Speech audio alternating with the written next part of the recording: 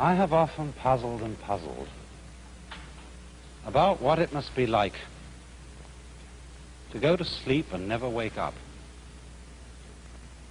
to be simply not there forever and ever. After all, one has some intimation of this by the interval that separates going to sleep from waking, when we don't have any dreams but go to sleep, and then suddenly we're there again, and in the interim there was nothing. And if there was never any end to that interval, if the waking up didn't happen, that's such a curious thought. And yet, you know, I believe that although that's rather gloomy kind of consideration, I've found that's one of the most creative thoughts I ever thought in my life. And I keep going back to it. You know, it's in line with a lot of the very fundamental questions that children ask. When they say, "Mummy, who would I have been if you had married someone else?" These are the kind of questions that make us puzzle profoundly about our existence. And one of the reasons why I think thinking about not being, about total non-existence, is so creative, is that in comparison with that thought, the fact that we are seems kind of queer, incredibly odd.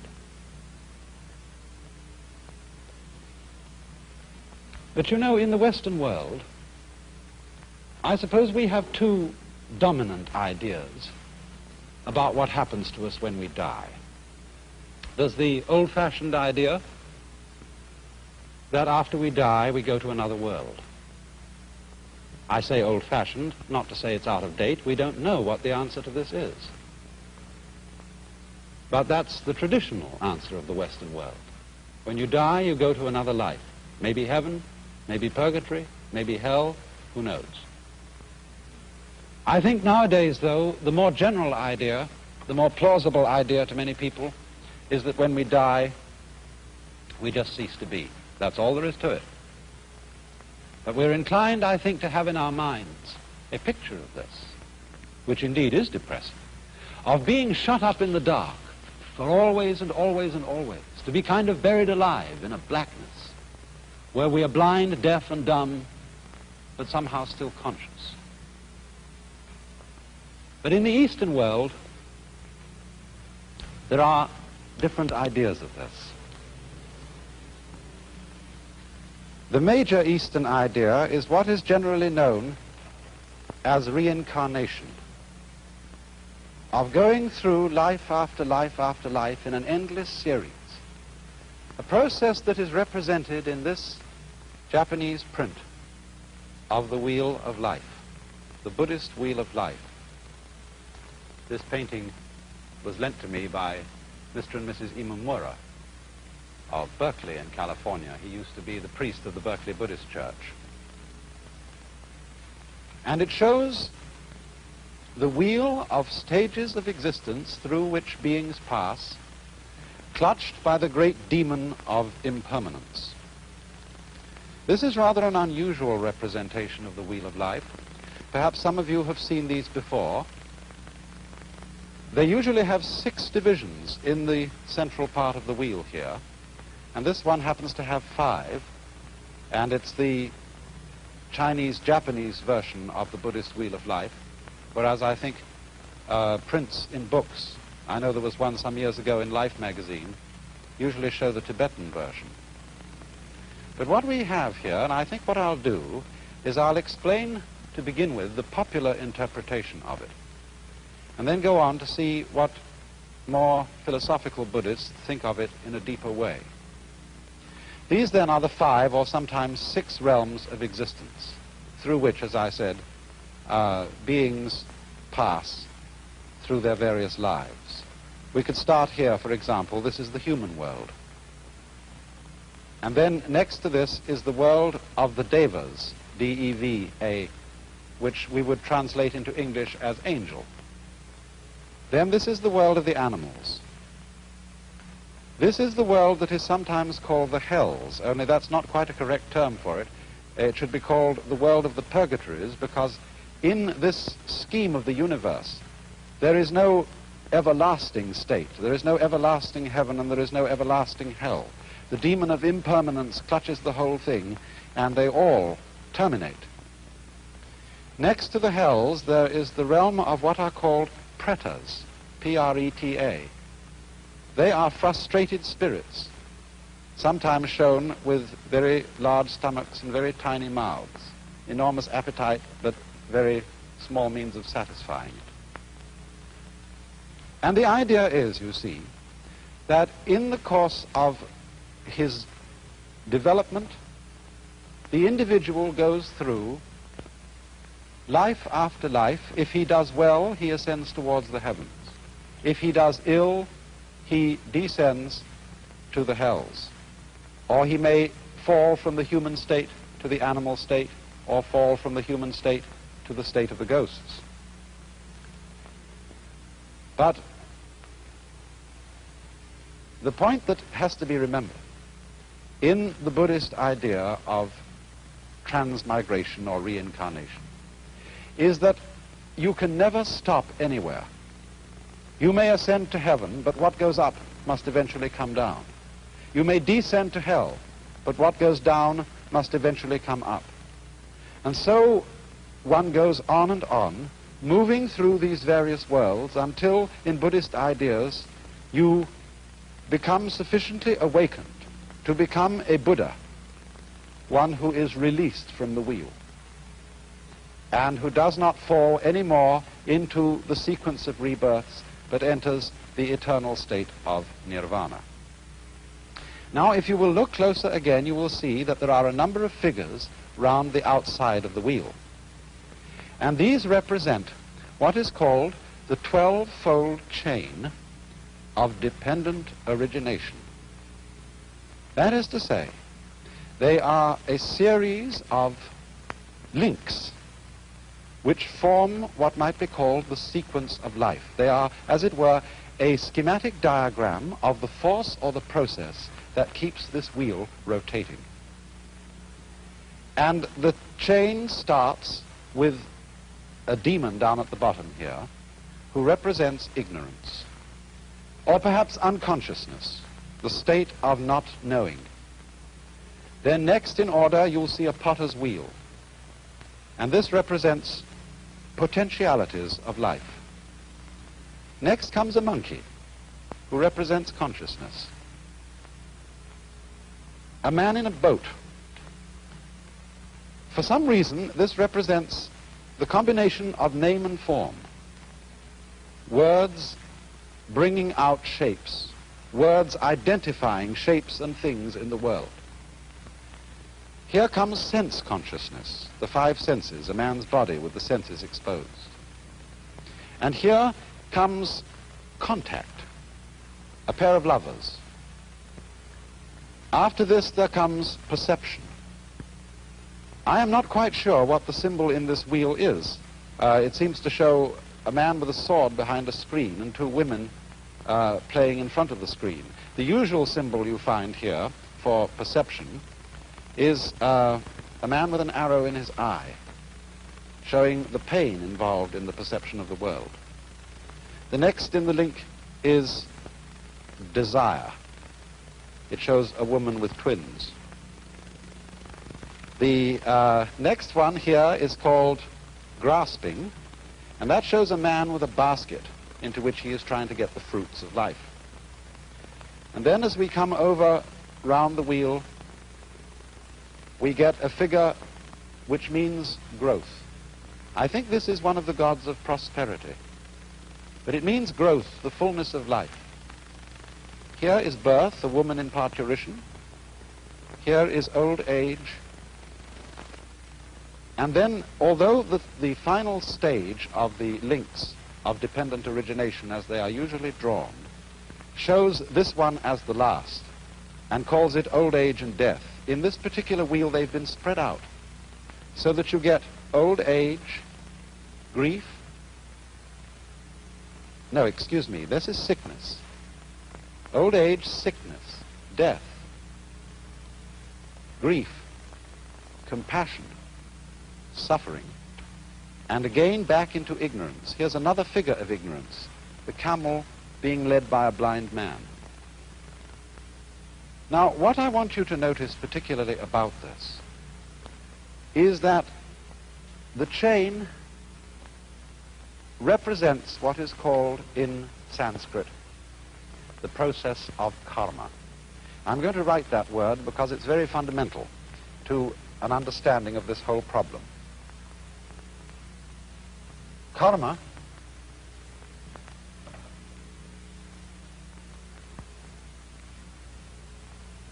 is sometimes understood, and maybe your ordinary dictionaries give it to you, as the law of cause and effect, but actually it comes from the root kri, which in Sanskrit means to act or to do. And the basic idea of karma is that it is action which always involves the necessity for other action. As the Buddha once expressed it, this arises, that becomes. Now, this isn't quite the same thing as cause and effect. It is rather the idea of linkage. For example, when I pick up this brush, I lift it by one end, and the other end comes up. Now, we could say this is cause and effect, although this would be a rather cumbersome way of thinking about it. I could say, for example, that the coming up of the brush at this end is the effect of the cause, my lifting it at this end. But we don't ordinarily think so complicatedly about it. We think in a simpler fashion, namely, that to pick up this end is also to lift up that end because it's all one. So in the same way, Buddhists and Hindus who follow the idea of karma believe that life and death involve each other in the same way that the two ends of the brush, lifting up one involves lifting up the other. So in this way, living involves dying. We wouldn't say that the cause of death is birth, but birth and death go together and they are inseparable. And so if we will look again for a moment at the wheel, we can see that there are these important phases of it altogether. Here it ends with the sequence of pictures representing death and suffering and its attendant grief, ending in the blind man leading the camel and the demon, which together represent ignorance or unconsciousness. But once again here we have the potentiality of life, and then the monkey representing consciousness. All these things are looked upon as linked and therefore inseparable. And thus, you see, we don't look upon ignorance as the first step or the first link in the chain from a chronological point of view. We only start numbering the chain, the steps of the chain here, because one has to begin somewhere when one's talking. And so the basic idea of this link is interrelatedness, interlockedness, so that death and life, as I said, imply each other. So that you might, speaking from the standpoint of Indian philosophy, of Hinduism, of Buddhism, you might pick an argument with Hamlet and say, to be or not to be is not the question. These are not alternatives. They are things that go together just like up and down, back and front, solid and space. Now there's another aspect to karma which needs to be considered here, and that is that karma also involves the idea of the continuity of pattern. You know, strictly speaking, Buddhists don't believe that there is any soul entity which passes from one life to another. There is no sort of fixed I or fixed ego which once was an animal and then became a man and then became an angel and then eventually became a Buddha or something like that. The idea of karma as the linking factor between the various lives is what we might call continuity of pattern. For example, consider an army regiment. A certain regiment goes on year after year after year. Old European regiments, for example, have existed for hundreds of years. And yet the personnel of those regiments, and even the barracks in which they are stationed, are entirely changed. In the same way, a university. Harvard University has existed for a long time. Oxford for a lot longer.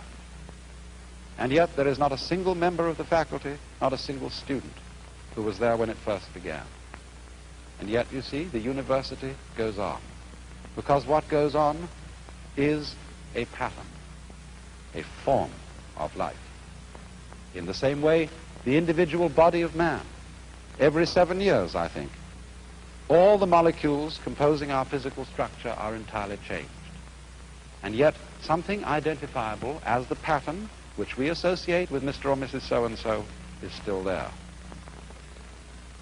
Another fascinating illustration of continuity of pattern in this sense is wave motion. It's perhaps easiest to illustrate with something like a barber's pole. When you twirl it. Now, as you twirl it, there's an illusion of something moving upwards from the bottom to the top of the pole. It seems that the strips go along. Now, actually, they don't go along. They just go round. And in the same way, also, when waves move across water, there's no water moving across. There is the wave pattern moving across. The water is just going up and down, as you can tell when you see, say, a dead leaf floating on the water's surface, and it isn't moved along by the waves. So this idea of continuity of pattern is the solution which Indian philosophy offers on the matter of the problem of death. The individual, as it were, entity is constantly changing. He does not go on, but the pattern or the karma, the pattern of action, goes on. And it's all embraced by that figure you saw of the great demon of impermanence. Could we look at that demon once again? I want to say something more about him. From our Western ideas, this fellow looks pretty evil. And we might associate him with the devil in the Hebrew or Christian sense of a principle of evil. In Buddhism, demons are not evil. They are really beneficent. They have a frightening aspect, but underneath this there is a deeper meaning. This demon represents change or impermanence. But the deep insight underlying this is that change is a liberating factor. Death is a liberating factor. Did it not exist, life would not exist either. And therefore the wise man is not afraid of the demon. He goes, as it were, straight forward to him to embrace him. And at that moment the demon is transformed. And so in the same way, in a deeper sense, Buddhists do not think of these various realms of the wheel as literal worlds where there are angels and demons and starved ghosts, but they represent the various phases of consciousness. Equanimity, general kind of medium consciousness, quiet consciousness is the human state. The angel state is supreme happiness. The animal state is animality. Here is misery in its extreme, and here is frustration in its extreme. But the fundamental idea of the whole wheel that we have to remember, the idea of karma, is the interlocking, the interdependence of being and not being, of death and life, and the fact that the demon of change is really a disguise of the very source of life, the death without which life is impossible, the change without which life is totally boring. Now, of course, when any idea like that is explained, the first thing that we ask is it true? Is there a process of rebirth? Do our patterns go on and have influence to an illimitable future? But you know, as this idea is held by deeply thoughtful Hindus and Buddhists, it isn't a belief in something which we can't prove. It's really quite a self-evident notion. Think of it in this way. Supposing I make two statements.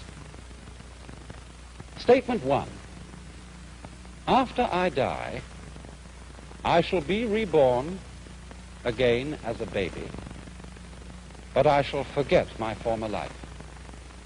Statement two: after I die, a baby will be born. Now, I believe that those two statements are saying exactly the same thing.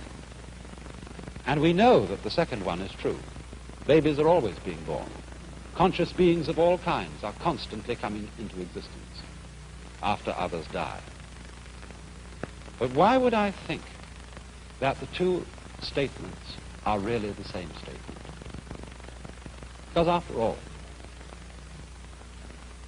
if you die and your memory comes to an end, and you forget who you were, being reborn again is exactly the equivalent of somebody else being born, because we have no consciousness of our continuity unless we have memory. If the memory goes, then we might just as well be somebody else. But it seems to me that the fascinating thing about this is that although a particular set of memories vanishes, death is not the end of consciousness. In other words, we are deluded by a kind of fantasy if we think of death as endless darkness. Endless nothingness is not only inconceivable, but it's logically absolutely meaningless, because we aren't able to have any idea, much less sensation of nothing, unless it can be compared with a sensation of something. These two things go together. And therefore, I think what is meant is that the vacuum created by the disappearance of a being, by the disappearance of his memory system, is simply filled by another being who is I, just as you feel you're I.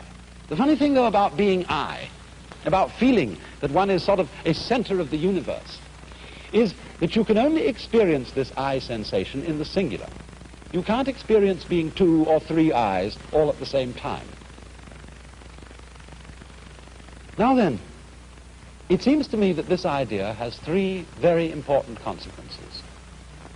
One is that the disappearance of our memory in death is not really something to be regretted.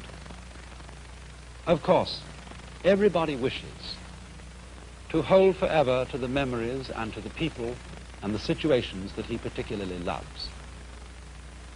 But surely, if we think this through, is that what we actually want?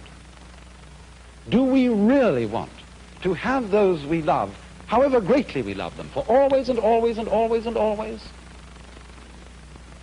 Isn't it inconceivable that even in a very distant future, we wouldn't get tired of it? And this indeed is the secret of the thing. This is why the demon of impermanence is beneficent. Because it is forgetting about things that renews their wonder. Just think, when you opened your eyes on the world for the first time as a child, how brilliant colors were. What a jewel the sun was. What marvels the stars. How incredibly alive the trees were. That's all because they were new to your eyes. Or in the same way, you know how it is, you've been reading a mystery story. And you're looking around the house, you want something to read, and you pick up an old mystery story. If you read it years and years ago and you've forgotten all about the plot, it still excites you. But if you remember the plot, it doesn't excite you. And so, by the dispensation of forgetting, the world is constantly renewed. And we are able to see it again and again, and to love again and again, to have people to whom we are deeply attached and deeply fond, always with renewed intensity, and without the contrast of having seen them before, for always and always and always. Another consequence of this is a very curious realization to me. Remember that question, who would I be if my mother had married someone else? Who, if I were you, we often say, one might so easily have been you. I might so easily have been born in China and India. Why do I feel that the world is centered in this place, as distinct from some other place? You jolly well know the world is centered where you are. And this gives one a very strange feeling of the idea that other people jolly well exist in the same sense you do. Everybody's name is I. That's what you call yourself. So there will always be I's in the world. Every I is in a way the same I. We all might be anyone else. And there is no escape. It goes on and on and on and on. So long as there is consciousness anywhere, there is I. You then, in a way, look out through all eyes. And that perhaps is the secret of the great virtue of compassion.